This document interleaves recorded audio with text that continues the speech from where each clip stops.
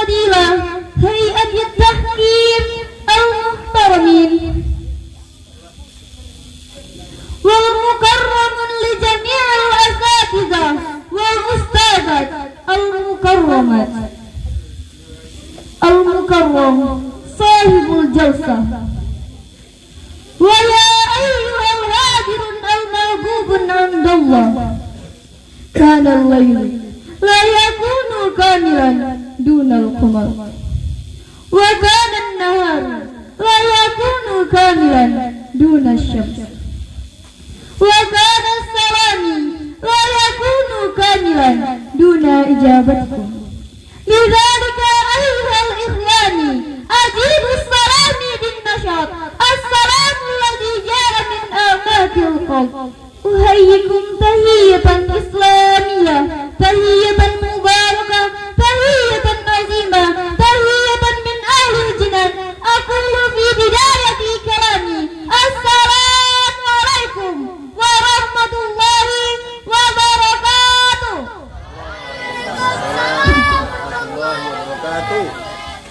الحمد لله وكفى على سيد المصطفى وعلى آله وصحبه أهل الصدق والوفاء. أما بعد، في هذا اليوم خيرا وبركة ونحن تحت ظلال الله تبارك وتعالى نهدر ونجتمع نحن هنا لاحتفال المسابقة الرائعة.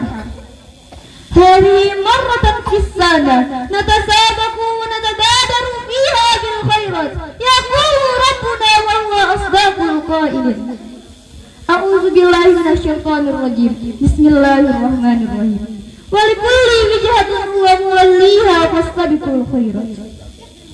شكرا لكما يا صاحب الجلسة على حسن إعطاء الفرصة بأن أستجيب الدعوة في هذه المسابقة الرائعة تحت العنوان حال الأمة في جيل الآن.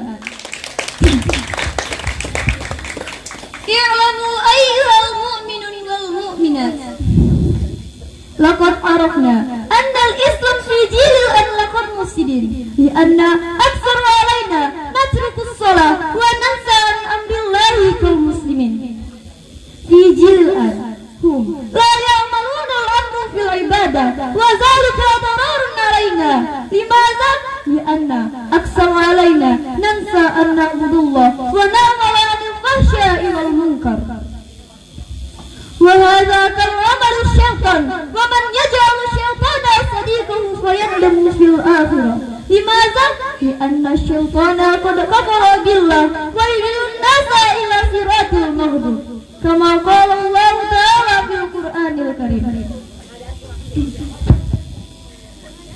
أعوذ بالله من الشيطان الرجيم، بسم الله الرحمن الرحيم. ويريد الشيطان أن يضلهم ضلالا بعيدا. صدق الله العظيم. سورة النساء الآية 6.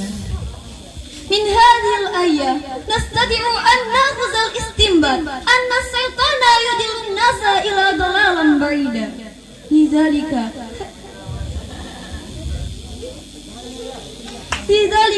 هيا نسأل الله أن يبتعدنا من سوء الشيطان وليس بسوء الشيطان.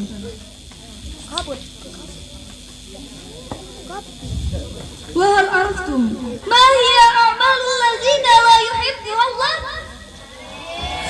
الأعمال الذين لا يحبها الله كالسرقة والزنا والكذب وما أشبه ذلك.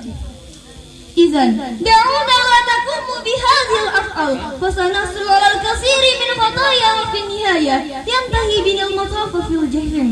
ولكن إذا فعلنا خيرا وفعلنا ما أمر الله به فسيكون الله سعيدا أيضا بأن يأخذنا إلى الجنة. وهل عرفتم أن الجنة جميلة جدا، فالجنة التي نتخيلها أجمل مما نتخيل وكل ما نريده في الجنة.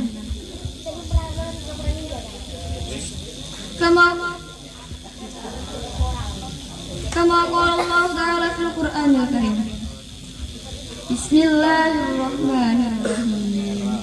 Fabiayyi ala'i rabbikuma tukadziban. Shadaqallahul azim. Suratul Rahman al-ayat 111. نحن من شبان اليوم لا يجوز لنا أن نكون الضعفاء ولا يجوز لنا أن ننسى عن الشكر بنعمة الله وعلينا أن نأمر بالمعروف وننهى عن المنكر لأن أكثر الشبان في جيل الآن هم ينسون لتركية العمل الصالح أو تقدم السنة في كل عمل